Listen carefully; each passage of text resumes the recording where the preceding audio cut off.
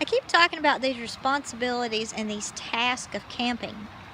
And I know that a lot of people, they go solo camping without their mates for the simple fact that a lot of people want to get away from the situations that they're in. Not necessarily that they have a bad relationship, but they have a partner who has different interests.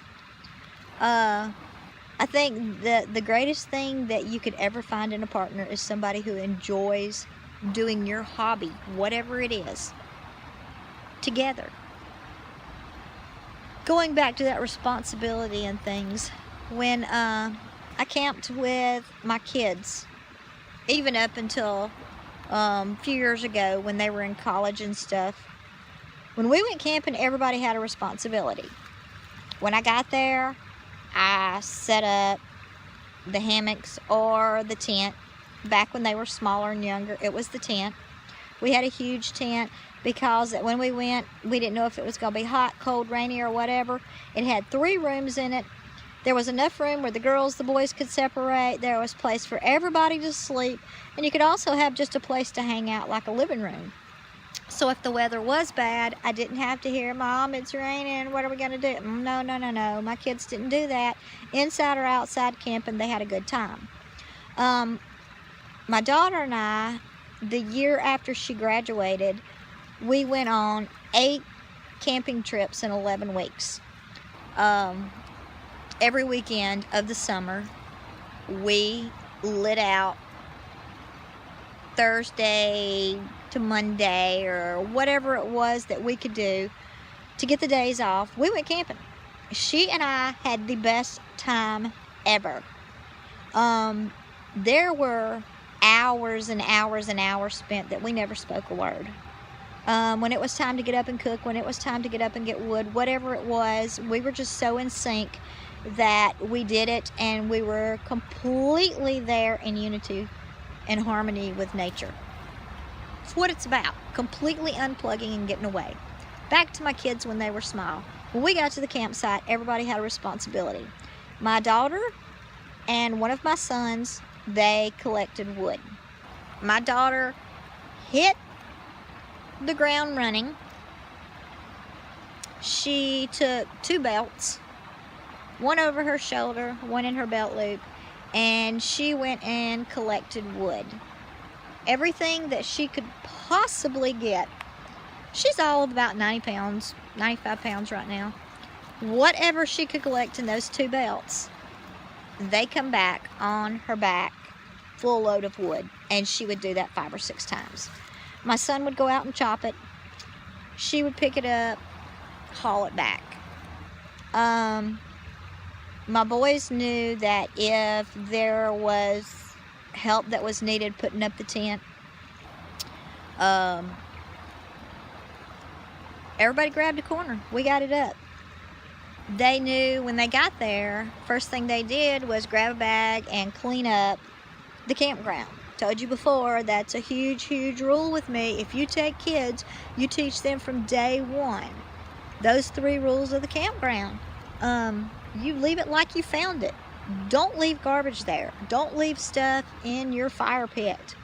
Don't leave plastic out. Do not leave food products. Don't take for granted that the next person that come in is going to be as clean as you are coming or going. They had responsibilities. When it was time to go, they had the same responsibilities. It was just as hard taking it down as it was putting it up. Mama's older, Mama was tireder, so get in and get involved. But it also causes your kids to be of good character, to be able, when they go out by themselves, when they're older, or when they take someone out that hasn't been camping before, they can show them the ropes.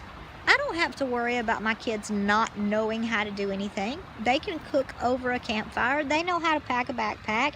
They know how to take clothes for all climates. They know what kind of shoes they're supposed to wear to go camping. There's just things that you do and you learn. But gosh, I can't thank my mom and dad enough for what they taught me and the time they spent. You know, a lot of parents they don't spend time with their kids these days. My kids didn't have electronics till they were well into their preteens, 12, 13 years old. When I say electronics, no Game Boys, no phones, no nothing like that. We went out. We did things. Summers when they were out of school, we did so many things that we really didn't leave the house. We did things in the backyard. But I wanted them to know what the world was about before the world got a hold of them. I think if our families would go back to that now, and they would get out and they would do things together, this would be a different world. I did the video a while back about my cell phone dying. That was a week to get in check with myself about a lot of things. But I'm telling you right now, families, get out, get nature. This is where it's at. This is going to be another long video. I know that there's an average span of time on here that people will watch stuff. If you don't watch it all, that's fine. It's me running my mouth. It's not me out here making a fire or doing anything right now, because there's things I want to talk about. And this is where I'm going to come from right now. So the last two videos I made, one was about my thrift store run. The other one was about quilting. That is my trade. I craft with my hands. I know there's a lot of knife makers. I know there's a lot of leather people. I do everything with my hands. One day I'm going to make hammocks. That is my dream also. So hang around for that one. That one's going to come one day. But camping as a kid, pretty good stuff. Pretty good stuff. Well, I'm going to hush now, and I'm going to let you enjoy this view for a few more minutes. And if you've made it through all the parts of this video, quite proud of you. Guys, the weather's warming up finally. It's been so windy here, I couldn't get out and make a video because you couldn't hear yourself on here. So I'm thrilled to be out today. I'm glad it's warm. I'm glad there's blue skies. Take care of yourself. Get out. Let's camp together sometime. I mean it. Let's find each other and let's go camping. This is Sue from Survival. Camping when you're a kid. Camping with kids. Camping and getting in nature. That's what it's about. Happy trails.